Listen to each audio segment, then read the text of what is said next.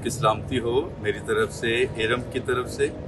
और हमारे church agape assemblies of Pakistan की तरफ से, JCTV को, उनकी सारी टीम को, बिलखसूस पास्टर जावेद रफ को, बाजी सजीला को। JCTV की 20वीं सालगिरह बहुत बहुत मुबारक हो। और हमारी ये दुआ है कि जिस तौर से पिछले 20 सालों में JCTV के ज़रिए से बहुत सी रूहों ने खुदा का कलाम सुना, बरकत पाई, मौजज़ात हुए, हमारी ये दुआ है कि आने वाले कई सालों में ये सिलसिला जारी रहेगा और इस चैनल के ज़रिए से खुदा की बादशाहत को वसअत मिलेगी। एक मरतबा फिर सारी JCTV की टीम को, पास्टर जावेद राव को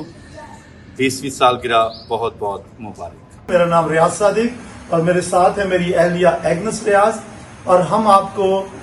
आपकी 20वीं सालगिरह के मौके पे दिल की गहराइयों से मुबारकबाद पेश करते हैं और हम देख रहे हैं कि आपने तरक्की की मनाजिल खूबसूरती के साथ तय की हैं। मेरी तरफ से भी कॉन्ग्रेचुलेशंस और खुदा का शुक्र करते हैं कि जिस तरीके से पिछले 19 सालों में खुदा ने आपको इस्तेमाल किया रूहें जीतने के लिए, मनादी करने के लिए, खुशखबरी सुनाने के लिए, भटकी हुई रूहों को